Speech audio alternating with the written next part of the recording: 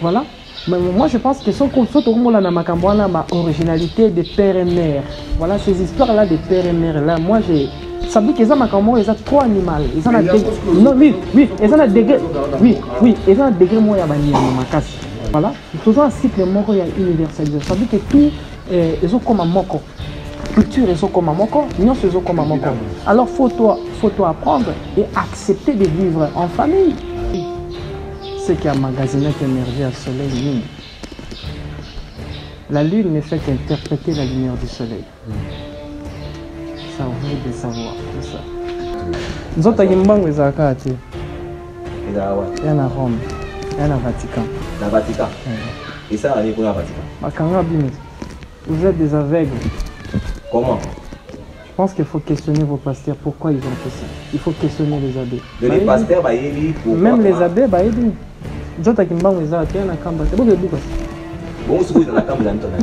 j'ai mis ma vie en Angers. J'ai mis ma vie en Angers. J'ai salé des tests diagnostiques ADN. C'est déjà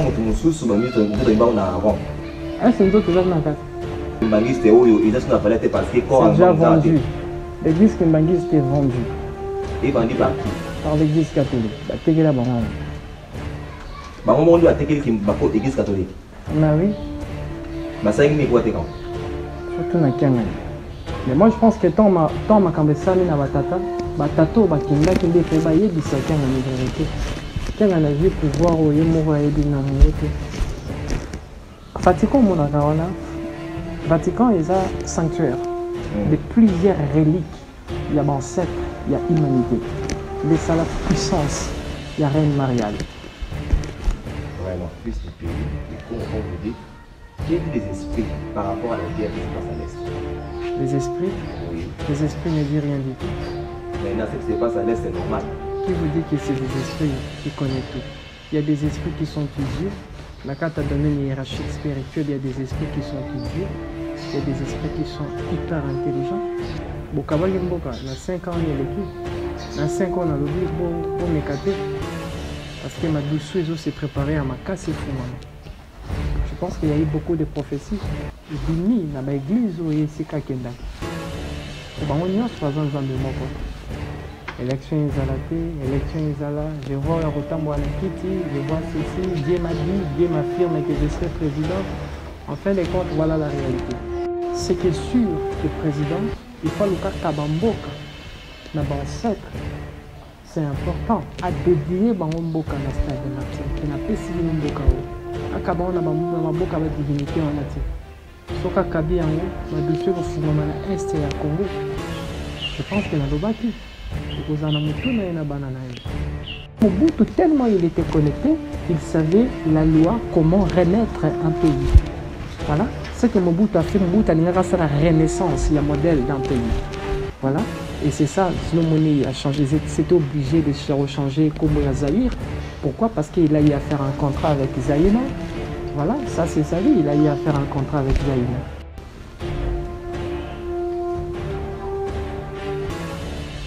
Je vois accident et avion en 2025. On va à l'aéroport Angers, l'aérodrome. On appelle ça aérodrome? Oui. On va dévier ça. Il faut signaler ça. Félix Antoine Tshisekedi. Changer sécurité Nonios. Merci beaucoup. Messieurs, très heureux de vous retrouver comme d'habitude dans votre magazine Ephrata Conférence. Alors, c'est le tout premier numéro de cette nouvelle année 2024. Comme vous le savez tous, vous qui nous suivez partout dans le monde, cette émission est présentée par un collège de journalistes qui sont avec moi sur ce plateau. Je suis avec le frère Yannick, pourquoi pas frère Jonas, et puis Mide qui sont avec moi sur ce plateau. Alors, cette année, mesdames et messieurs, nous avons le réel plaisir de commencer cette année 2024 dans cette émission Ephrata Conférence avec l'homme de Dieu. Lui-même va se présenter parce qu'il a dit ça qu'il n'aime pas. Alors, nous sommes bénis, donc ce magazine, nous sommes tellement bénis à un niveau incroyable parce que nous recevons le Messiah, c'est comme ça il s'appelle, le Messiah, le messager Congo. Il est avec nous, fils de l'homme, à qui j'ai dit déjà, fils de l'homme, bonjour et bienvenue. Bonjour papa. Merveilleux. Merci pareillement. Comment vous allez? Votre santé? Mieux que possible. Voilà, vous êtes fils de l'homme ou fils de Dieu? Et quelle est la différence y a-t-il entre le fils de l'homme et fils de Dieu? D'abord, le fils de quel Dieu?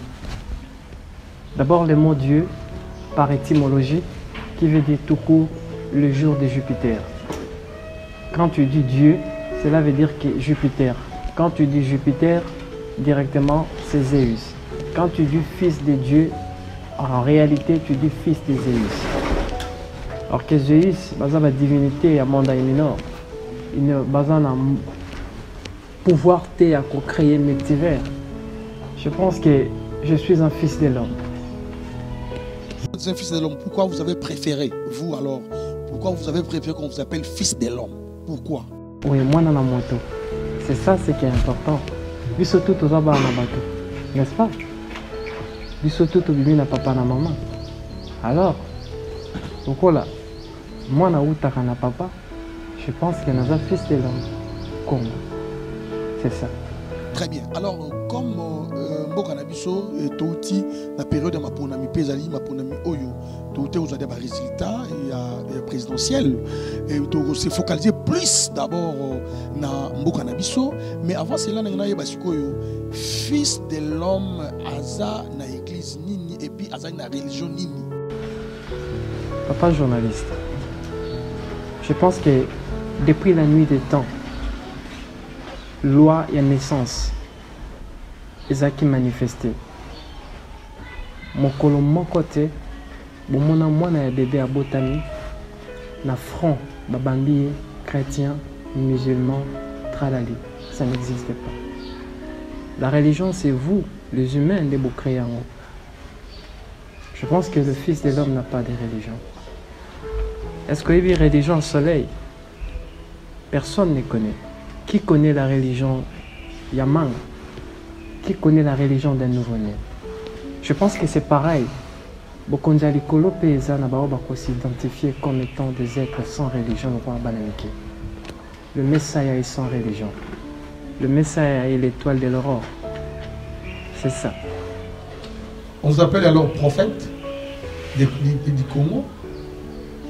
Messager? Et vous dépendez de notre ou à l'inga na langage prophétique, à bengi prophète, ou à l'inga na langage miraculeux, à bengi un homme de miracle, ou à l'inga na langage enseignant, à bengi un messiah.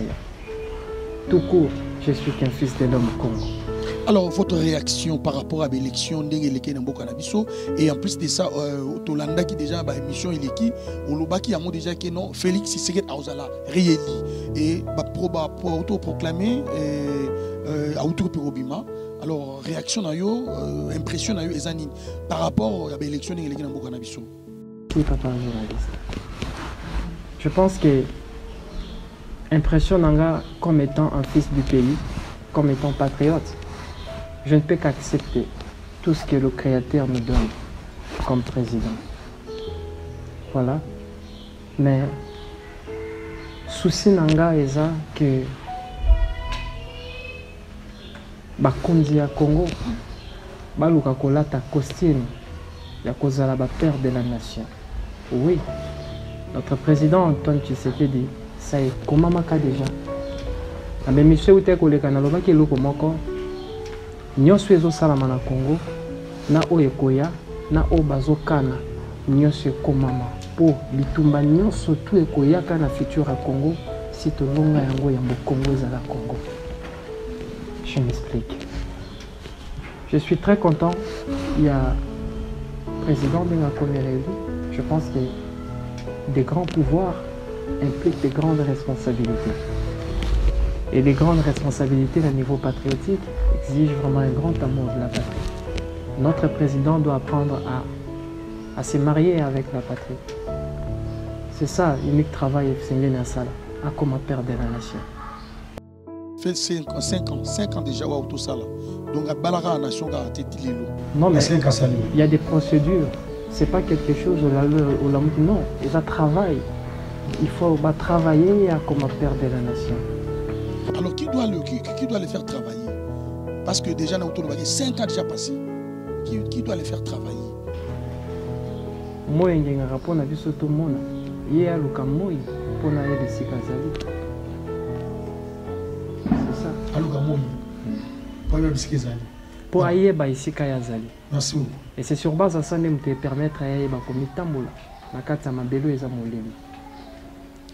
Merci beaucoup, fils de l'homme. Nous voulons savoir qui est votre mentor. Je pense pas que vous êtes forcément comme ça dans le vide. Qui est votre mentor? Ou encore comme vous disiez que les chrétiens disent, qui est votre père spirituel? Le père spirituel. Savez-vous, la spiritualité, ils ont derrière nous dans la GPS, dans notre cas. Il y a des moments où ils sont orientés, côté à gauche, à droite, combien de kilomètres. Mais tant aussi, ils ont bien permettre de comme un GPS pour la bateau. Je pense qu'à ce moment-là, l'enseignement ici, là. Le Fils de l'homme a mis une école de mon côté. Mais le message, il a mis de tout le monde. C'est ça, c'est qui est sûr. Et on a le bara. C'est très simple. Ceux qui m'ont posé la pose à quoi bah il quoi là tu sois les pirates original. Tambola na Europe Satan attend. Le temps est pour révéler vraie nature à Fils de l'homme. Ce qui est sûr pour bénéficier de les autres. Merci beaucoup. Bon, Fils de l'homme, vous êtes fils du pays, et comme vous dites, qu'est-ce que dit les esprits par rapport à la guerre qui se passe à l'Est? Les esprits? Oui. Les esprits ne disent rien du tout. Maintenant, ce qui se passe à l'Est, c'est normal. Qui vous dit que c'est des esprits qui connaissent tout? Il y a des esprits qui sont plus durs. La carte a donné une hiérarchie spirituelle, il y a des esprits qui sont plus durs. Il y a des esprits qui sont hyper intelligents. Il y a des esprits territoriaux. Il y a des esprits géographiques. Il y a des esprits continentaux. Par rapport à ce qui se passe dans notre pays, il faut questionner les ancêtres. Questionner les ancêtres? Oui. Maintenant, étant que vous avez dit que vous êtes une pensée. Je pense que Bokabagi Mboka, dans 5 ans, on est l'équipe. Dans 5 ans, on a lobby, bon mécaté. Parce que ma douce s'est préparée à ma casse et fou. C'est ce que j'avais dit. Le président de la République, Antoine Tshisekedi, tant Azaraki na stade, il y a, on appelle ça quoi, électoral. Je pense qu'il y a eu beaucoup de prophéties. Dini na ba église ou yesika kenda. Ou ba on nyos par exemple dans moko. Élection izalate, élection izala, je vois Rotambo Anakiti, je vois ceci, Dieu m'a dit, Dieu m'affirme que je serai président. En fin de compte, voilà la réalité. La réalité est la maman univoque de toute vérité. Là, on ne peut jamais nier cela. Ce qui est sûr que président, il faut le cas Kabamboka, l'ancêtre. C'est important à dédier Bamboka dans le stade de Martin. Et n'a pas si Bamboka. À Kabamboka, Bamboka va divinité en natif. Soka Kabiango, ma douceur au Fumamana Est et à Congo. Je pense que dans le Baki, vous en avez tout dans la banane. Ce qui est sûr, Yangwana. Naza, juste pour on appelle ce message Wouti, na 3 ciels. Le monde des 3 ciels, c'est que le monde des ancêtres ou dans l'au-delà. Et le message Wouti dans le monde du Nord, pas un gardien territorial. C'est que les esprits disent, va payer ça dans Mboka. Va payer ça Mboka dans Mboka ancêtre, dans l'esprit moroté. Si par rapport à l'esprit, est-ce que l'autre, ça, président de tout pour comprendre qu'il faut réagir dans le Le président n'est pas encore connecté à la terre. Nana Bali Congo. Comme président de la République, c'est synonyme, il y a comme un père de la nation. Être un père de la nation, tu dois apprendre à épouser la terre. Il y a des procédures. Oeme Makamoto a comme un père de la nation. Il n'est pas encore connecté. Tant que tu as comme père de la nation, Yamboli Kame comme un Mboka Yobayo la Kisao. Yomoko comme un prophète Yamboka Nayo. Yomoko comme un veilleur ou comme un gardien. Et c'est ça. C'est ça ce que moi j'aimerais qu'un président, modèle à président Nagusso, fasse comme ça. Parce que nous vivons dans un pays qui est souverainement élevé dans la dimension vibrationnelle et spirituelle, mais on est tellement conscient de ce qu'on est, inconscient de ce qu'on est, et voilà la suite. Maintenant, nous avons appris que les présidents, bon, tout président de notre pays, dans le président, a coûté la province. Qui vous dit que les chefs coutumiers ont le pouvoir? Beaucoup de chefs coutumiers, plus de 80% n'ont pas de pouvoir. C'est des hommes qui portent des choses traditionnelles comme bas. Donc ils n'ont rien. Ils n'ont rien. C'est pour ça que le président n'a pas pu épouser la terre. Non, mais moi je pense que c'est pas ça. Il y a des procédures. C'est pas pour rien le Créateur a permettre de telle sorte que les nations surtout allaient évoluer. Il faut étendre dans le courant prophétique. Voilà, pour que permettre une nation et qu'elle Je pense qu'aujourd'hui, que tout le monde comprend que le Messie avait raison quand il a prédit qu'il y aura élection, le Félix ça sera réélu, il y aura ça, avec des précisions exactes. On a tout précisé. Je pense que on a lobby, les Angoana. Oh le bango balobi, les Angoana lobby. On a un point à femme. Ceux qui va coloca, basalé. Ceux qui va coloca, ah, on a un problème, on a un message, on a un moule qui est là, on a un Congo est là. Merci. Fils de l'homme, tous a toujours na makambo ezo simba vraiment ekolo Congo.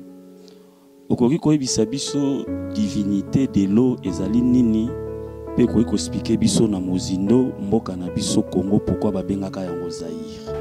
Je pense que sur le plan historique, causons d'abord en Congo. Pourquoi Mobutu a changé Kazumi Zaïre? Parce qu'il savait, Mobutu connaissait des lois. La spiritualité en réalité c'est quoi? La spiritualité est une science des lois qui nous permet à se rapprocher de Nzambe. Parce que, je vous donne l'exemple. Si tu veux comprendre l'État, ce sont des lois de l'État. L'État et l'État. Ils ont des mots Nzambe. Ils ont besoin d'ensemble de tout ce qui est loi et de tout ce qui est principe. Voilà. C'est-à-dire que c'est lui qui veut comprendre le Créateur. Il faut qu'il y ait une loi où il est salami dans la nature. C'est là où je reviens. J'avais dit que le vrai sauveur de l'humanité, c'est la nature. Voilà. Je pense que c'est à ce niveau-là que tant au moins dans la moutazo, tant la loi, dès qu'on permet ça, aïe, bandé, n'a qu'à modifier l'espace. Alors Mobutu, tellement il était connecté, il savait la loi, comment renaître un pays. Voilà. Ce que Mobutu a fait, Mobutu a fait la renaissance, il y a un modèle d'un pays. Voilà. Et c'est ça, sinon monnaie a changé. C'était obligé de changer comme Zaïre. Pourquoi? Parce qu'il a eu à faire un contrat avec Zaïna. Voilà, ça c'est sa vie. Il a eu à faire un contrat avec Zaïna. Zaïna, c'est l'une des divinités qui réside dans le fleuve Congo, dans le 3e siècle. Je pense que... Bon, c'était l'un des. Pourquoi? Parce que cette fois-ci,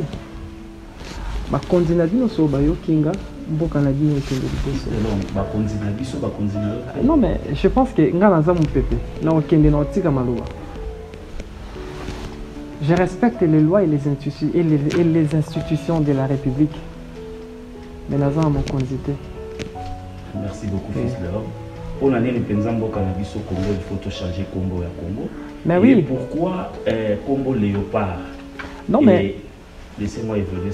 Pourquoi? Oui, évoluer. Et pourquoi Mboka na biso de Congo ya équipe nationale na biso Léopard eza vieilli, il faut tout changer. Et pourtant, en 1968 pe na 74 tu dois ba Moseka. Pe kala mingi te awa na 2009 na 2013 awa tu dois changer. Merci beaucoup papa. Je pense que ceux qui m'appellent ceux de l'amour banda ko la tanaja 4 ans et quoi tate? Impossible. Impossible. Pourquoi? Parce que vous avez évolué. Il y a un cycle de création. Et là, comme mon côté, tout imitatif, tout échangeable. Ça fait partie des lois de l'esprit. Voilà, cela veut dire quoi? Et comme à un certain moment, vous allez comprendre que tout le totem est lié à une divinité. Ces divinités-là, les babengi bango des gardiens protectrices ou des gardiens protecteurs d'un pays, voilà, d'un continent. Papa. Maintenant, à cette époque-là, Mboka Nabiso Banako un esprit à léopard. Mais il a déjà vieilli. Cette entité c'est vieillir déjà. C'est la loi de la l'équipe nationale est belée à Afrique, à garder. Quand c'est la Coupe d'Afrique. Coupe d'Afrique. Mais le pays est belé dans la Coupe d'Afrique. Mais oui, non, mais moi je pense que tout. Je parle de notre pays. Voilà, de notre pays. Il faut une rédemption. Rédemption, il faut changer beaucoup de choses. Oui, c'est Mboka. C'est là où on parle sur la rédemption d'un pays. Voilà, j'avais dit précédemment que les Congos est colonisé dans le Congo. Le Congo K est colonisé dans le Congo C colonial. Jusqu'à présent, le vrai Congo est colonisé. C'est là où j'avais dit qu'un jour, Congo il faut changer. Ça veut dire que pour renaître un Congo héros, pour renaître un pays héros et souverain, je pense qu'il faut voter à la base. C'est important parce que le pas à vieillir. Beaucoup qui meurent, beaucoup makéroulement bolemba. C'est comme ça, ça prouve qu'à vieillir, ça veut dire qu'il faut tout là que l'amba moussoussou. Maintenant, quand les totems sont au fond de la solo, totem est encore même hymne national, totem a même constitution, quand totem a même drapeau, totem a même la monnaie. Parce que dans le royaume des trois ciels, dans le monde des ancêtres, il y a des ancêtres comme des héros, au bakufa pour na mboka ou bazo réclamer du lungina bango na mbongo. Maintenant, c'est ça le problème. Or que mbongo sur le plan spirituel, voilà. Les hommes de l'homme ont tambola na télésma. Télésma, c'est quoi? C'est des portails fluidiques et ils ont relié Moutou avec des dimensions spirituelles. Croyez-moi, cet argent-là va influencer votre quatrième dimension. Et votre quatrième dimension va influencer votre pensée. Et voilà la suite. Ça veut dire que tout fonctionne par la spiritualité. Jamais on coupe sans la caméra. Il faut le père de la nature. C'est à lui. Je sais. Il y a un drapeau, il y a une nationale, il y a un totem, il y a du tout. On m'a tout donné pour vous. Parce que ce sont des pièces. Voilà. Ils ont dirait un mécanicien hier. Elle s'est venue que papa. Au moins une voiture d'abino. Soit Congo loko la mutuka. Loko à 207. Vous avez un papa. Maintenant, nakata mutuka 207 un moteur est en panne. Chauffeur il sur Tchanakati.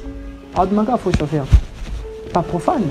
Mais un vrai mécanicien doit dire non, le problème n'est pas un chauffeur. Maintenant, doit chauffeur le chef de l'État. Doit client le la bis patriote. Pourquoi tu as condamné chauffeur au moment où le pays est en panne? C'est le moteur de la République qui est en panne. C'est là où j'ai parlé sur les 5 éléments fondamentaux, les 5 pièces. Il faut changer constitution pour avoir un pays héros et souverain. Il faut changer totem, il faut changer drapeau, il faut changer monnaie, il faut changer constitution. Sans ça, comme ça, il n'y aura rien qui va changer. Ça, c'est univoque, écrivez. Ils sont aussi longtemps les 5 éléments et fondatés. Là, vous avez la prospérité, c'est une émergence. Merci beaucoup. Oui, papa.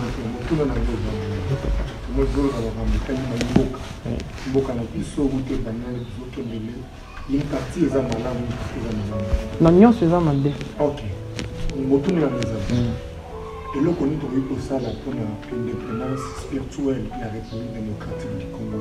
Et puis, ils ont été éliminés. Où est l'église? Ah, tout comme l'église. Il y a l'église. L'église, il y a surtout. L'église, il y a surtout la Ramokanda. Il y a livre, il y a Bible, au battant les 5 livres de Makiona. L'église qui vous dit que le commencement de l'humanité, comment est Kabandara na Adana Eve, après Kaya qui n'a pas l'extraterrestre, moi ça les bandes de Orbilo, Nzamba et Biété. Tu vois, moi je pense que il faut sortir de la vérité. L'Africain, savez-vous ceci, mon papa, que vos ancêtres ont allaité l'humanité, la spiritualité. Vos ancêtres ont allaité, Mélissa, ma belle, Yamolimo, la Bamboka Nyon, surtout aux hommes à niveau. Comment voulez-vous imaginer que les autres ont dit si ma collègue n'a pas trop du tout à prendre? Ça veut dire que quelque part, il y a une déviation, trajectoire vibrationnelle. Maintenant, c'est un avis d'être reconnecté à cette branche-là pour que tout ça soit élan ou sous soit sika. Nous sommes dans papa. Je pense que d'abord, on a toute la question où est l'oche du Chango? L'oche de Chango, je pense que les ailes sont en Boka-Oté, je pense qu'ils sont en Belgique. Pourquoi? Or que là, l'oche de Chango, aujourd'hui, ils ont compris que le secret de la mathématique est sorti du Congo. Ici, dans votre pays. Maintenant, imaginez, quand on parle de la mathématique, on voit quoi? On voit la trigonométrie, on voit les binaires. Voilà, on voit les binaires. Quand on voit les binaires, on voit quoi? La technologie. Ça veut dire qu'il y a une partie, la technologie, une partie spirituelle, scientifique, il y a beaucoup de bon, ça, voilà, ça, il y a beaucoup de choses. On vous a dit que oh non, Mina Lumumba, c'est pas Mina Lumumba. Ça, c'est faux. C'est pas ça. Moi, écoutez, ce qui est sûr dans votre pays, il n'y a pas rien. Bon, ce qui est sûr dans notre pays, il faut éviter de souder. Voilà, tout est à refaire. Tout à refaire. Exact. Selon le message. Exact. Père spirituel. Non, je ne suis pas un père spirituel, je suis une pensée. Ok. Et toi, quel messager? Un message. Je suis un message. Oui. Et là, on a l'église Nini. L'église a son antique et la batubala, et la nature. Parce que la nature détient le secret des secrets de tout ce qui est et de tout ce qui suit. Et c'est ça la religion. Voilà, la religion des religions qui est au-dessus de toutes les religions du monde, c'est la nature. Voilà, et la nature, en observant les lois de la nature, directement, ils permettent à nous de modifier Vinabino. Qu'est-ce que la religion a apporté en Afrique? Dis-moi quelle est cette religion qui a donné la paix en Afrique. Comme quoi? Donne-moi l'exemple. Non, ça c'est rien. Ça c'est rien. La prophétie, hormis la prophétie. L'on a ma prophétie parce que tout le monde peut prophétiser. Après, mais ensuite, non. Non, mais non, suite. Bon? D'accord, alors je pense qu'il vous soit ainsi. Non, mais moi je pense que je vous dis des choses qui sont réelles, vous mangez à la vérité. Écoutez-moi papa, la réalité est la maman de toute vérité. Nous vivons dans un pays où Congolais faut palper réalité. Voilà, la vérité c'est une réalité vécue, mais on parle bien d'une réalité substantielle. Papa, cela veut dire quoi? Je m'explique. Prophétie ici c'est ça na Congo. Depuis yo bando botama na kata mboko ya Congo. So ba bengi pasteur moi na botem na maternité on peut sa prophétie ni. On servante munene nzambe. Alors banen ba sa bampol pour yete. Banen ba sa micro. Je pense que posez-vous. Banen ba tonga ba gratte-ciel. Banen ba changer ma bébé. Y a pas. So moi na côté national politique loi liboso ba ba comme autiste ça, il faut comprendre que la conscience, il y a 100% des Congolais, ils en ont un degré hirou. La pensée hirou, animale. C'est qui est sûr. Voilà, très bien, merci beaucoup. Alors, ça veut dire que nous, excusez papa, nous prions pour manger, pas pour créer. Lorsque vous allez comprendre, on cherche le créateur pour créer parce que nous avons une notion de la création. Tout ce que le créateur nous donne, ils ont une sens à la création. Tant besoin nzambe na mabele akongola sablo ndengo bundana satan na nzambe te mwana muto okutana nzambe ya solo vie il faut changer, n'est-ce pas? Aujourd'hui on chasse les démons de Bukondonosor donc ils vont bénir tous nzamba fanda olia popcorn naturellement là-bas on c'est là-bas sacrifice à la louange. Voilà, je pense que les Congolais, la jeunesse, faut être réaliste. Donc le problème est que la religion a ruiné l'Afrique. Voilà, la religion a ruiné l'Afrique. Maintenant, là, il y a un pasteur nuance, il y a un prophète nuance. Oyo lelo, bakutanaka, na chef de l'État, na degré où batobiki na Congo, ba pasteur na minene. Donc bango nyonso. Ba yebi Bible minene. Là-bas na minor, ba yebi moko na bangote. Ba pasteur nyonso a Congo. Ba yebi bangote na minor. Mais oui, ce sont des historiens, ils maîtrisent l'histoire hébraïque. Ok. Ben, mais c'est ça. Être un pasteur, c'est quoi? C'est maîtriser l'histoire hébraïque, c'est fini. Être connecté à premier degré à fréquence en monde marial, c'est fini. C'est ça. Connecté à deuxième, pardon, la première fréquence, il y a magie du monde Armstrong. Mais c'est fini. C'est ça. Et après. Mais il faudrait maintenant passer à la ligne. Il faut comment à niveau pour que Mbok et Mata. Vérité. Que tout ce qu'on est en train de vous dire ne sont que des stupidités, des bêtises. Quand on meurt, des noms ne sauvent pas. Quand on meurt, là-bas, dans la vie d'après, ce sont des actes qu'on fait.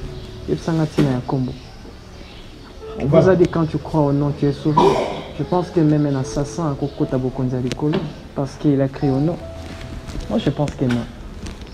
Voilà, très bien. Maintenant, est-ce que, étant une pensée, messager, dans ma communion, Ozoloba, la TV, est-ce que vous avez déjà eu le temps? Il y a la nation de l'État. Félix Antoine Tshisekedi, parce qu'au PC message, Oyo, aux Anayango pour la République démocratique du Congo. Il y a la manière lente, il y a la manière rapide. C'est-à-dire? La manière lente, la qui s'est dans sa manière rapide. Manière rapide. Je vais marcher dans ses rêves. C'est ça. Ok, très bien. Donc, l'indiqué sur le coup de PC message. Non, changer façon et fonctionner. Je vais marcher dans ses rêves. Mais maintenant, vous allez marcher dans ses rêves. Oui. Comment vous allez marcher? Toi, tu dors. Je vous avais dit que Nzamba doit vivre des vies. C'est ce qu'on dit la bitemporalité. Sur 100%, 90% dans le monde des rêves, zéro. Or que le monde des rêves est un monde où et tout vivre en belle fois maîtriser. Ce que moi je vais faire, je vais surfer le monde des rêves. Je vais chercher mon président, je vais communiquer, je vais lui communiquer, je vais visiter. Donc visiter le ndenge na ngamoko. Ok. Merci beaucoup. Parce que de manière sur Kende, il y a toujours des égoïstes qui ne sont pas patriotes, qui veulent la chute de la République. Okay. Des profiteurs. Voilà. Ok. Fils de l'homme. Bon, il y a, bon, je ne sais pas si c'est une histoire, mais on nous dit que et dans la moko, oui, Kangama, je pense que c'est dans la télé quelque part, qui va nous dire la Kangama. Mais c'est un président ou un beau travail qui est au fond, on va comme au fond. Les Arabes, les Arabes. Ah, c'est bien évité qu'il y ait des fonds dans la bah oui, président. Parce que je suis la côte président. Il y a des fonds là à côté. Il y a un peu de ça dans le. Toi, tu penses que les fétiches, la magie et ça dans les autres, et ça là, on est bien au-delà de ça. Savez-vous pourquoi? Je suis le seul message au Abimina néant qui fait les miracles en utilisant aucun nom, qui enseigne les enseignements, ils ont un livre à mon côté. Je suis le seul. Cela veut dire que vous pouvez comprendre sur ce langage et je vous donne encore la clé des clés, les langues de Dieu, pour que vous soyez comme un accès au pouvoir spirituel. N'est-ce pas, Ezé, c'est moi? Oui, c'est mon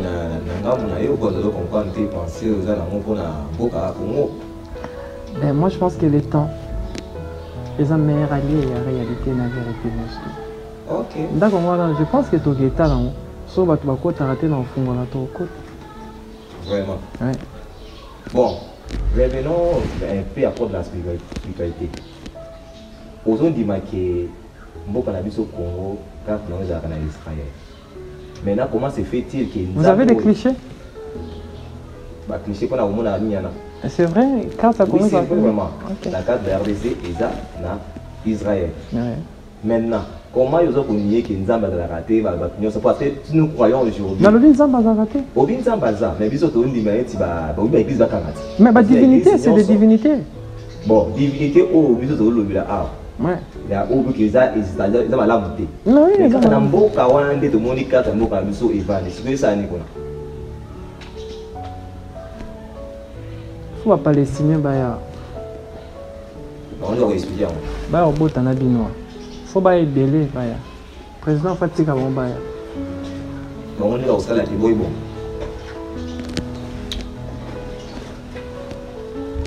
Il faut bailler. Mais tu vois qu'il va des informations il y a le Gouta qui va courir. On a encouragé le gouvernement ça là on bailler.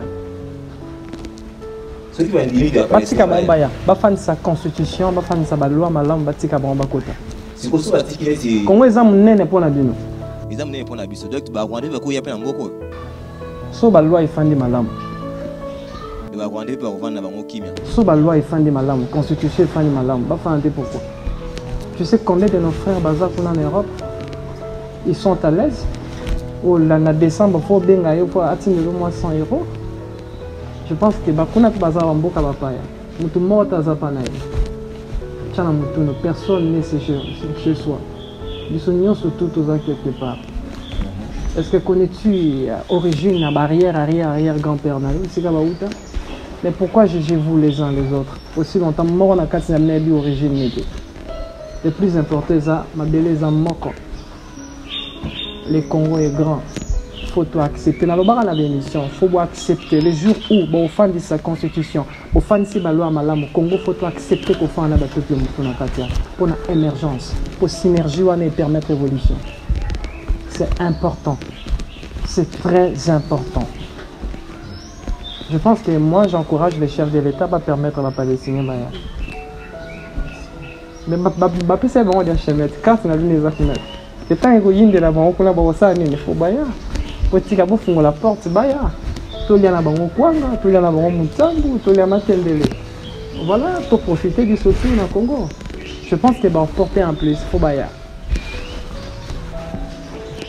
C'est bon, côté. Fistelo, oui. Ils ont continué toujours dans le solo, ils ont simba vraiment, ils m'ont bakobo. Tokoki kosala ni. Papa kanyi maloba nanga. Na li bakoko. Bakota. Tokoki kosala ni na mboka o koto récupérer une partie de la souveraineté au Mokakenda na yango. Et puis pourquoi selon vous Mobutu reste jusqu'aujourd'hui le seul père de la nation, tandis que la RDC a connu tant de présidents? Ouais, je ne sais pas pourquoi, qu'est-ce qu'il a fait et comment étaient ses vibrations, mais ce qui est sûr qu'il a fait des efforts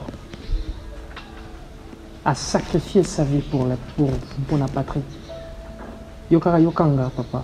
Mutunyo soit ça la sacrifice pour na batu. Ça veut dire qu'à sacrifier nous autres naïe pour na batu.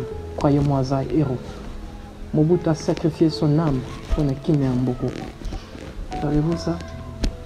Alors peu importe une notion de sacrifice à Salaki, il a respecté la loi du multivers. Moi et Pela, yo kasi moi et Pela pour naïe. Il s'en fout, hop, il a pour Nabino. D'où les autres les autres il s'en fout pour Nabino. C'est ce qu'on dit la loi de l'interdépendance.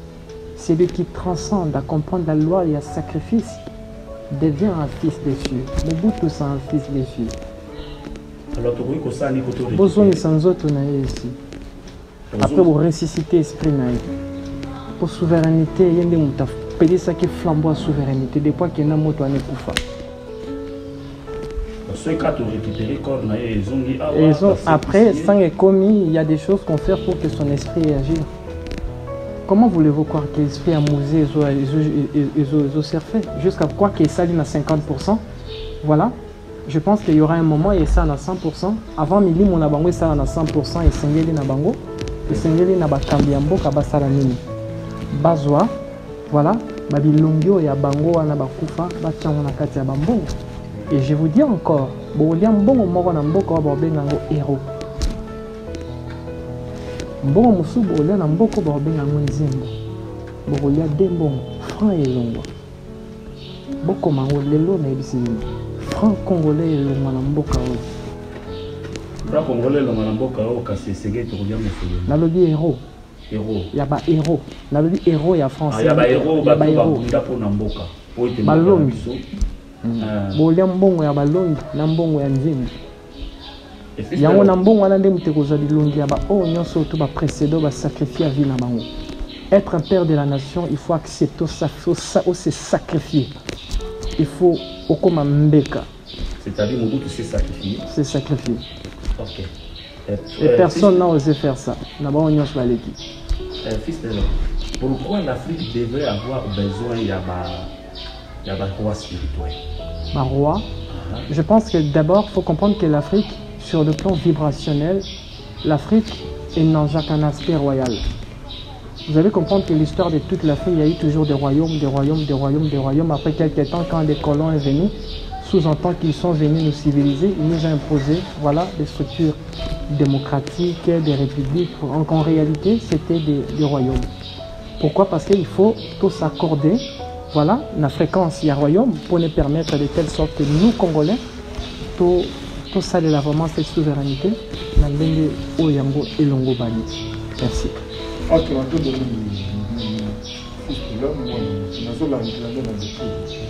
nayoki obeti lisolo batuni motuni ya bapalestinien nakozonga mwa moke parce que na kati ya mboka na biso eza na bakonzi ya mboka baleka ozoparle mingi bamotali mobutu mobutu babenga ye centrafricain kabila babengi ye rwandais Moïse Katumbi babenga ye tanzanien nde Tshisekedi aza mwana mboka selon biso bakonzi olobi originalité na biso soki tobi tozonga na nsima biso toza baétranger. Biso toza baétranger. Pourquoi Moïse Katumbi ce qui a gagné l'élection déjà par rapport à étranger et là on y a la fait tant que messager.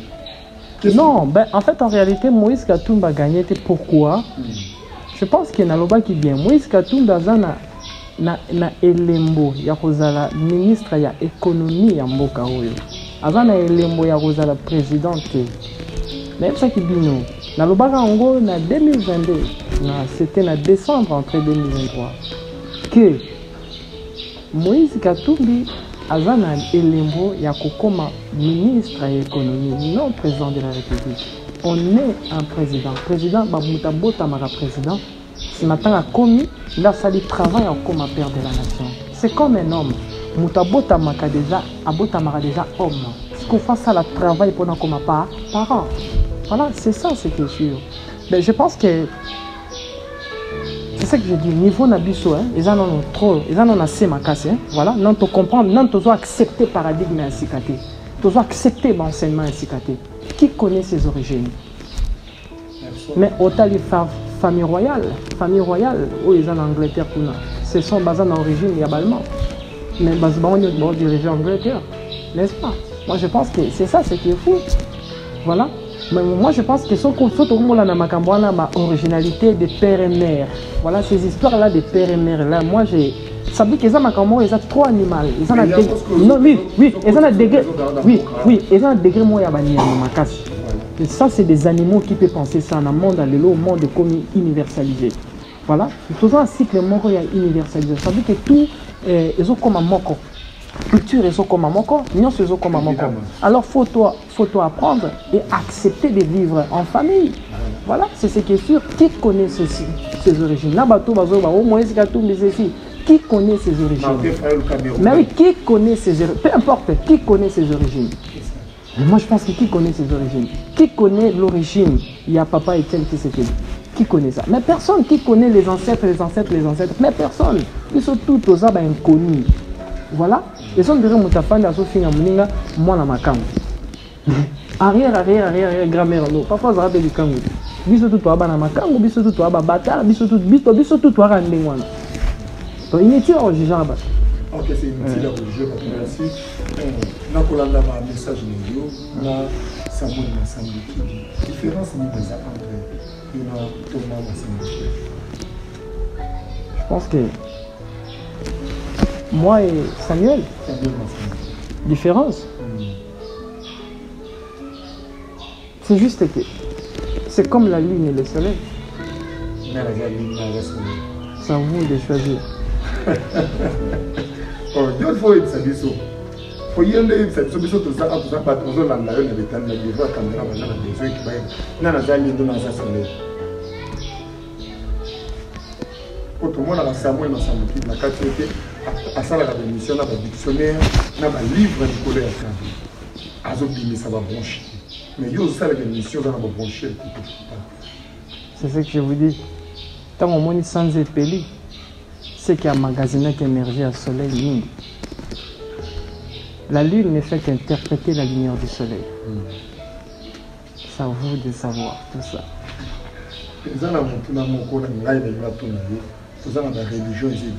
Merci papa. Et dans le temps, il y a ceux qui ont été dans le chrétien, mais il y a un prophète Jésus-Christ. Moi? Il y a une réponse. Ok.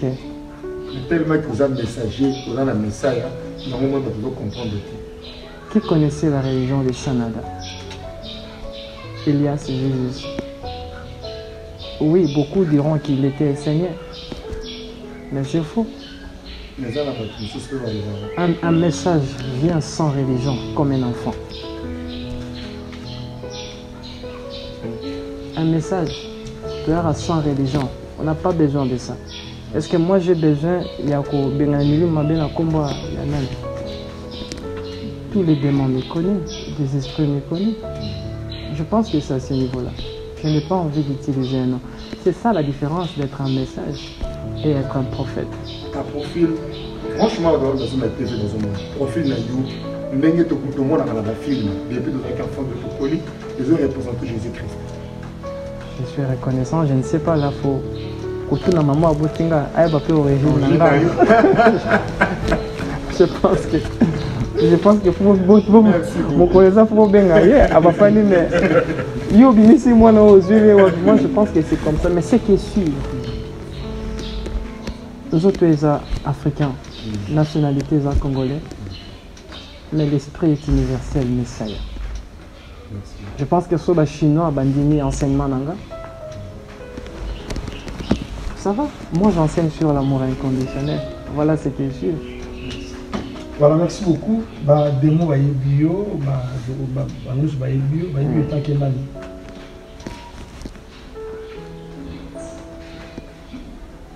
pourquoi voulez-vous savoir? Parce que au début que non, des mots bio, bon, non, pourquoi? Ceux qui osent qui le connaissant la passe, n'est-ce pas? Mais bien les angles et tous les habitants. Non, on va répondre ça la passe. Pourquoi? Parce que nous autres qui sont qui potent à je pense que les débats sont comme ça. Quand tu marches dans l'impureté, ils vont venir dans ta vie pour te signaler que tu dois rentrer dans la pureté. Je pense que les humains, il y a une dimension spirituelle, c'est là où on a la compréhension. Que c'est lui qui reconnaît un créateur qui est au-delà du temps et de l'espace, à se libérer directement dans la loi dualité, de chasser des démons qui n'ont pas de nom. Pourquoi? Parce que des démons qu'on chasse à l'extérieur de nous sont à l'intérieur de nous. Des anges qu'on invoque à l'extérieur de nous sont à l'intérieur de nous. Quand tu comprends la loi, des lois qui est l'amour inconditionnel, tu deviens une lumière. Quand tu deviens une lumière, dis-moi, démons ils n'ont rien à vivre. C'est ce que j'ai dit, c'est lui qui est mon toit comme une lumière. Les ténèbres parfois ébahies. Or que le Fils de l'homme n'est ni dans la lumière, ni dans les ténèbres. Il est où? Je suis dans les temps. Vous êtes dans les temps. Je suis un fils du temps. Okay. Je ne suis pas, quand tu me cherches dans la lumière aux Zouangaté, tu me cherches dans les ténèbres aux Zouangaté, je suis un fils du temps. La maman de tout mouvement. Voilà. Ma réponse que je peux faire là, assez concerne le président Mobutu, mais dans l'histoire à Congo, nous avons dit que Mboka Oyo, ceux qui les passent côté, c'est parce que Mobutu nous a côté qui démon, mais ba démon. Comment démon bané? Mais ba kaka. Que mutanga lo ba comment démon. Parce que na mona kana ba TV ngaza kanga Mobutu. Je pense que ce sont des Nenga ba tuto etobi na Congo, parce que côté parce que Mobutu n'est pas côté Congo na passe. Mais le lobo Félix c'est que na mandat na liboso remise et reprise où ça maquillé na Kabila. C'est symbolique quand même. Makasi. C'est symbolique. Makasi. Mais tu continues la dispensation Moussou Mboka. Voilà, tu sais que dans la bande Moussa, on a une mandat. Nous avons fait une introduction. Introduction, mais au tour de Mobutu. Non, on comprend je dis par rapport à la vie, par rapport à la mère patrie. Ça dit que Mobutu est comme qui perd de la nation. Il faut faire le travail comme père de la nation. Donc, tant que Joseph Kabila, on s'est remis des reprises, donc on a 18 ans, ça là qui. Tiens, comment père de la nation? Bolinga qui était, bon, ça assemble. Bon, tu assemble, Bolinga qui Kabila était. Il y a un salaire qui a comme père de la nation. Mais dis-moi. Et on dirait maman Moko, à Salarane, à Zabon Mengonae, à Zamobalité, à c'était la jeune Moko Boy. Bah, fine Nanda, mais maman n'a pas bana déjà. Ce que so bana na kata ndako wana ba olinga mobala mamate. Dis-moi, mobala osana. Ok naï. Voilà, vous le peuple congolais vous avez blessé Kabila. Faut se repentir.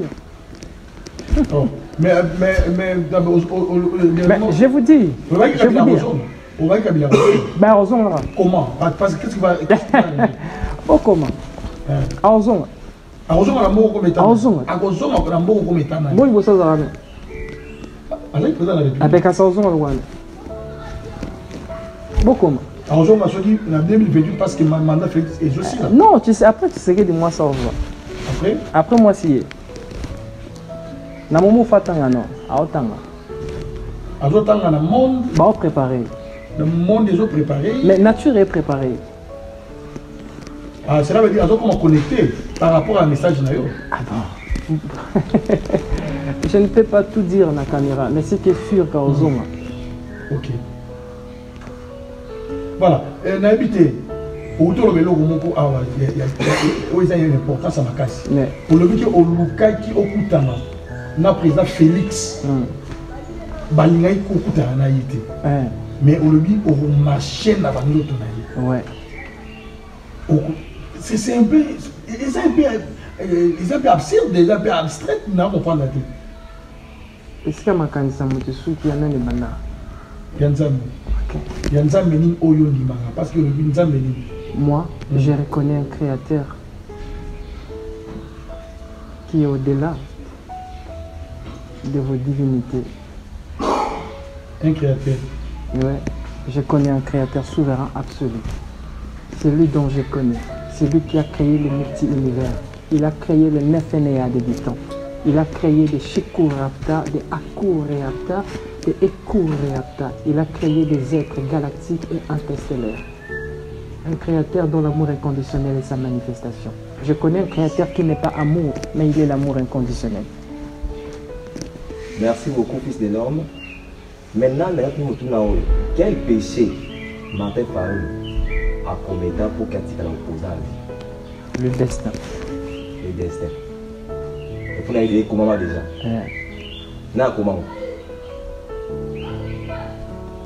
Ouais, comment le destin va? Non. Le gardien de la destinée des âmes humaines, les 4 rois du soleil. Les 4 rois du soleil? Ouais. Les tétraréalistes. Ils sont 4. Donc, on dit le destin de l'âme humaine. Ça veut dire qu'il y a qui avant, il y a un maman signé un contrat. On appelle ça les contrats d'âme. Donc, il faut que les contrats ici, les zones dans la range. Bon, on peut être destin. Bon, on peut être non, c'est eux. Tout, je connais tout de vous, de vos âmes. Futur, on a dit, là, jour au Koufa. Mais c'est grave. Mais je vous dis. Pas juste au Koufa. Mais oui, mais ça, je vais mais je connais. Je sais. Les hommes en tête, c'est facile. C'est juste que vos messages ne vont pas passer, non, vos messages n'ont pas message. Je suis un message. Vous êtes un message. Vraiment. Ouais.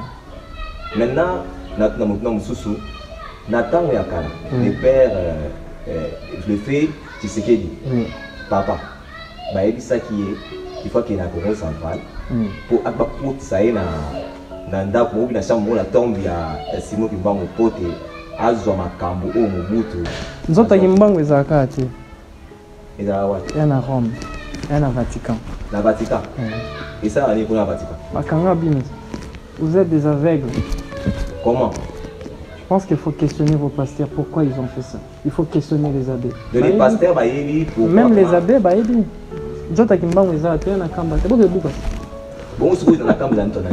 je mets ma vie en Angers. Je mets ma vie en Angers. Vous avez des tests diagnostiques ADN.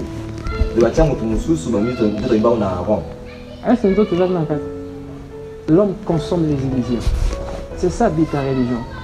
Vous êtes obligé de consommer les illusions, c'est ce qui nourrit votre foi. Donc, le ministère où il y a Kimbangiste, c'est déjà vendu. L'église Kimbangiste est vendue. Et vendue par qui? Par l'église catholique. Maman doit attaquer l'église catholique. Mais oui. Ça y est, pour attaquer. Surtout dans Kiangani. Pourquoi vous avez pensé? Dans la lumière par rapport à ça. Et là, il y a ça qui est pour attaquer l'église. Et l'église Kimbangiste. Mais moi, je pense que tant ma kambesami na batata, batato bakinda kinde fait ba yebi sa Kiangani vérité. Kiangani a vu pouvoir au yemoro yebi na mote. À tout n'a quitté. Au lobby? À tout n'a quitté. Eh ben, moi, je pense que Ils ont un secret dans Bango. J'ai un secret. Mais ce qui est sûr que le corps de Kimbangu n'est pas ici dans votre pays. Bon, le corps, le Bible, c'est clair, mais c'est réalité. Ce qui va te dire, c'est que décider que ça va votre accord. Et là, on est ça, on a RDC. So, je pour nous, l'on y a un l'on na poto. Et demandez-moi. Si on a besoin, madame, on y va. Ok, je pense que. Bah, mais Kaba, on a moi. Et ici, ma société. Mais moi, je pense que. Tu sais, Vatican, mon Akarona, Vatican est un sanctuaire de plusieurs reliques. Il y a ancêtres, il y a humanité. Les salades puissance, il y a Reine Mariale. Vraiment. Même ces corps, les autres, ça vient de l'eau, sur le sel aventure. Quand j'ai tant d'en quitté corps, ils vont venir prendre cette enveloppe et que qu'on a battu au étudiant. Je pense que de moi, même corps, n'a limite que moi. Et lis-moi. Lis-moi, où est ça? Et Zalaté. Et vous êtes un pour que les tests tirent le sale matin na suka. Souvent, comme on se souvient dans la Bible, Moïse, Nangomba, Babouaki, tout le monde a Satan. On a 5 livres à Makiona. Na beta qui se voit na Bawele ndota Moïse na Satan. Bawele na Nazara qui tanga ba fini Bawela qui était là. Mais c'est voilà qui était là. Personne c'est comme ça. Alors, moi je pense qu'interrompre ces livres de Makiona. Il y a Makiona. Les 5 livres de Pentateuque. Ceux qui ont les zaté, va comment d'autres n'ont c'est au livre. Observons les temps. Vraiment. Ouais. Merci. Bon, surtout Kaka. Et pourtant, je suis venu vous apporter une science. Et là, ça a fierté après ces sciences. Une science spirituelle, manière à comprendre les âmes d'une manière spectaculaire. Imaginez maintenant, ceux qui ont colombe à un bateau, il y a des livres, il y a des chapelets. Voilà. Je pense que le Créateur a un plan pour ces grands pays, pour le continent mondial. C'est ce que j'ai dit, le Créateur met des conditions préexistentielles. Il a permis de telle sorte que tous les Congolais pour une rédemption en Congo et Kobimana Bisso Congolais. Oh, le mal tant que je l'ai. Je pense que je suis traité de tout nom. On m'a traité de tout nom. On a fleuve. Personne n'était venu. Ils ont lancé des messages. On viendra. Personne n'était. Il n'a pas ça encore 5 jours. On a coopéré. Le service de sécurité va coopérer. Les soldats frontaliers vont coopérer. On va mettre un navire pour que les gens comme tout le monde a dit. Mais pourquoi? C'est ça. Moi, je pense que je suis le premier à défier. Surtout. Et jusqu'à présent, nous avons un stage à défi. Moi, je suis comme ça. Voilà. Et je suis un patriote, je suis un panafricaniste et je suis un message. C'est ce qui est sûr, Yangwana. Merci beaucoup. Fils de l'homme, vraiment, ils ont très important pour expliquer ce que nous avons vraiment. Et pourquoi, sur le plan sphérique, que l'actuel président Félix Antoine Tshisekedi et Joseph Kabila, Bazali Bandé, sont dans la même sphère. Oui, dans la même sphère, parce que le président, c'est ce que j'avais dit, je pense que ça, dans l'émission en 2019, dans le Baka, que Kabila a coupé sa pouvoir, la double naïve. Voilà. Vous allez comprendre que Kabila et Tshisekedi, voilà, c'est comme des jumeaux. Mais moi, je vais comprendre où vous êtes. Il faut comprendre que le président n'y a surtout pas de dimension, je parle des corps spirituels. Je ne parle pas des corps physiques. Les corps physiques, mais les corps spirituels, voilà, ils sont surtout quelque part dans un regroupement de familles. Il y a un moment dans la carte de la vie, au côté de la vie pour les c'est ton frère dans les dimensions spirituelles. Pour quelque part. Et c'est sur base de ça, la loi de la famille cosmique de te permettre tout ça là étude avec exactitude en disant que Joseph Kabila et président Tshisekedi sont des frères dans la lignée cosmique. Pour surtout on appelle ça ignoris. Voilà. Constellation. C'était les constellations des Gémeaux.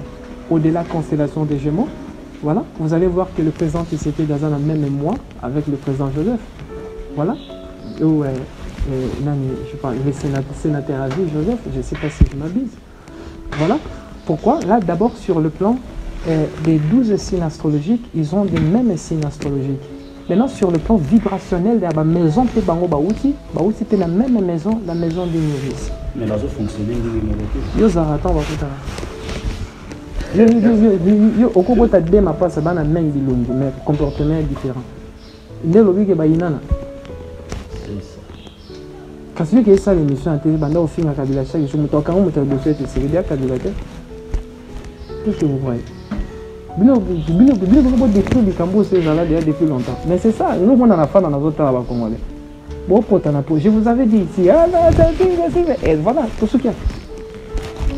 Les gens, journaliste, c'est mon sourd. Boya, tant les émissions, quand après, tu vois que Moïse est dans le pouvoir. C'est ça. Pourquoi il faut comme un ministre de l'économie? Il doit accepter dimension. Il doit accepter dimension. Maman, va père et mère, la bino na fobo beaucoup en amboko. Nous vite botti à la batamakala ma bande. Maintenant, le fils de l'homme, on a toujours parlé la candidature de Bokana mais moi j'ai une question juste à vous poser pour Nagio. Fils de l'homme, au peut ça que un message vous takala.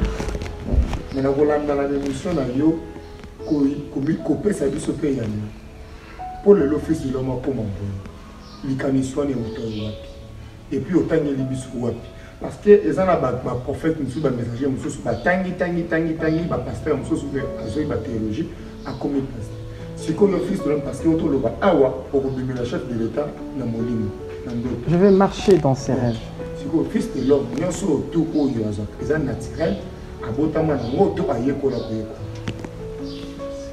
Je pense que Pondu est tiré à la Pondu. Nagu nango, matembele pe kotika na matembele nagu nango. C'était sûr. Ce n'est pas au origine ici qu'en a outil. Peser mes enseignements pour comprendre qu'ils ont la longueur d'écart. Na mambo nyo surtout batwatang il sera sur internet et partout. Et c'est ça les fils de l'homme. Bino mo bénéficier na lettre ou batie na kata enveloppe de botanga. Boluka boye baté ici quand enveloppe outil. Voilà, merci beaucoup. Alors, par rapport à ma candidature, aux animaux, vous avez éclairé ma âme, vous avez besoin d'âme, mais vous avez éclairé. On a éclairé ma âme, mais on a ça dans le temps. Temps. Oui. La lecture du temps. Vous allez permettre au sala, au commun livre, au bengi, à Tria, et il n'est pas notre ram. Oui. La carte livre, au tient ma code. Ma code d'amour, il y a ma code d'amour. Il y a un long problème. Pourquoi? Parce que la foi ne peut jamais déplacer des montagnes sans la connaissance.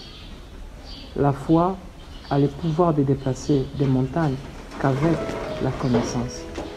La connaissance, là, est un souffle de vie. Le livre de Tria ou Aram, tu souffle de Dieu à l'intérieur. Il suffit à qu'on qui tu vas déplacer les montagnes. Il y a tout. Obstacle c'est ça ce qu'on dit l'indépendance Waram. Parce que les Congolais au nord, lobby à Liboma. À Olia Mokaka. Mamba Liboma, pour dire so mona de Mutalier Pondu et Belise Liboma. C'est quoi la conséquence des années? Conséquence les faits autant livre la code aux conséquences aux Congolais années. Les athées, c'est conséquences dans les athées. Conséquence pour les athées. Moi, on a retard à 900 ans, soyez évité. Normalement, le livre, on a tient à des Ghana parce que bon, on a assez. Celui qui peut-être Moutou, par exemple, à Zoubé. Les en 4. Les en 4. Celui qui Moutou, la maladie. La tient à 4. Nyoso. La tient Nyoso. Moussala, tout, winner, tout les en 4. Celui qui a gagné winner. Avec la code des en 4. La tient à 4. Mais vous voyez, là, comme on est Jean-Luc, Matthieu, voilà. Apocalypse. Bon, moi, je pense que ce n'est pas de mes attributions. Il y a tout un bateau géré staff voilà, commercial. Moi, je ne suis pas dans ça. Je pense que le numéro est en assez. Le numéro est en assez. Au moins, le numéro est en message à Congo. Ils vont contacter l'administrateur. Il y a tout à l'intérieur. Saint-Esprit, tout. Dans la chaîne, on sent un miracle. Donc, est-ce qu'il peut passer au Sombango? Souci dans le fond. Voilà, merci beaucoup en tout cas. Alors, les derniers mots, parce que c'est la fin de cette émission. Ça, c'est, comme je dis, c'est la première série. Deuxième, il y a troisième, quatrième, cinquième. Parce qu'il faut que nous fassions les code, on a peut-être côté dans le livre, tout ça, on a code dans le plateau. Alors, le dernier mot par rapport à l'émission. Et puis, message. Et pas, il y a des bloqué pour mon chef. Pour la ligne, on a d'autres théories. Babengo Mamo. On a mis les moyens au banc de chef de l'État. Allô, Taka. Je vais éviter ce que vous avez écouté dans le faut écouter dans le monde des rêves. On a besoin de tout écouter. Mais il y a connecté beaucoup d'années. Mais tout à l'autre, Taka. Bon, on a besoin de connecter pour marcher dans la carte de rêve. Il faut se connecter. Moi, j'apporte tes connexions directement, je te connecte. Voilà, très bien. Alors, le dernier message. Le Congo est notre religion. L'Afrique est notre unique espoir. Les Congolais, peu importe le numéro, ils ont un mandat facile. Peu importe nous ça la libellé pour président. Malgré ma lobaki, bon kabaka mboka na la divinité. Est-ce que fungwama na ekokangama? Je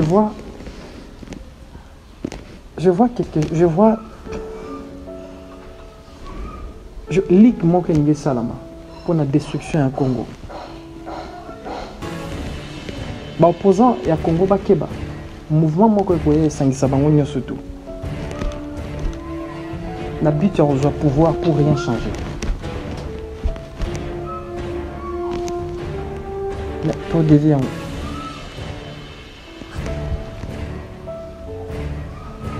je vois beaucoup de morts. L'année, des années, année 2023, 2025, pardon, 2024, 2025.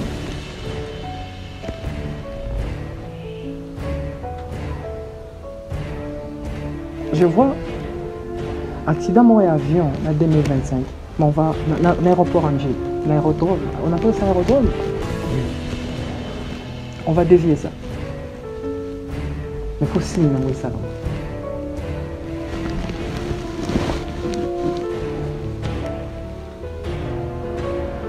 Président Félix Antoine Tshisekedi, changer sécurité nos. Merci beaucoup. Très bien. C'est la fin de cette émission. A changer sécurité dans l'Union. Oui, ici. Ayout. Eh ben, je pense qu'il faut y diser. Ok, pas changer sécurité dans l'Union. Pas changer sécurité, corps sécurité, pas changer en équipe. Akangamatoi, abandoloka bandoto. Kangamatoi, bandakoloka bandoto. Couper sa confiance dans le conseil de mon côté. Ce sont des humains. Le Congo est un pays spirituel. Il faut fonctionner en esprit. À bon entendeur, ça. Mesdames et messieurs, c'est la fin de cette émission. Ça, c'était le dernier message par rapport à cette émission de Messiah. Alors, merci beaucoup de l'avoir suivi. Merci à toute l'équipe technique qui est en place. Et nous étions avec Egoui Afana Nanzambe, l'ingénieur Bravo Chima Yepourapa. Notre cordon s'appelle Beloti Kan Azanazala. Merci beaucoup à tous les confrères. Hein, et pourquoi pas le fils, hein, donc nos frères, hein, on les appelle les accompagnants de Messiah, donc, qui est avec nous, les disciples donc, qui est avec nous. En tout cas, nous lui disons un grand merci. Et puis, nous, dans Ephrata Conférence, nous nous retrouvons très prochainement avec le même plaisir. Allez, bye bye. On l'appelle fils de l'homme Congo. L'homme de l'éveil de la conscience supérieure, c'est lui. L'homme qui combat l'aliénation mentale, c'est lui. L'homme qui dit la vérité au vrai sens du terme, réel, en allant vers la source. c'est lui. Vous ne le comprenez peut-être pas? La réalité et le mamelon de toute vérité ne se cachent pas. Tenez, c'est depuis un certain temps que Fils de l'Homme Congo, ce digne fils de la République démocratique du Congo, sensibilise la conscience des Congolais de ce qu'il est et de ce qu'il doit faire pour sortir toute l'Afrique du gouffre et de la prison des impérialistes. Je suis le soleil qui éclaire des étoiles. Où est le mal quand les étoiles parlent du soleil? Avec les messages à Fils de l'Homme Congo, l'heure de la nouvelle réalité a sonné. Je vous avais dit que le président Nyosoya na Congo à Mobala à l'école pour les Congolais. La réalité. Sa mission est universelle pour l'émergence du Congo. Évolué par les principes de l'esprit, tel est son leitmotiv. Animé d'un souci pour la République démocratique du Congo, Fils de l'Homme Congo est dans la logique des 5 éléments pour faire émerger un pays, et c'est pourquoi il s'engage au-delà de la science pour faire évoluer les choses. Révélé par l'esprit, Fils de l'Homme Congo milite pour que le Congo ait une nouvelle constitution, un autre drapeau, changer de totem, un hymne et la monnaie, sinon le pays de Lumumba tournera à rond. Je vous avais dit qu'il faut changer de totem.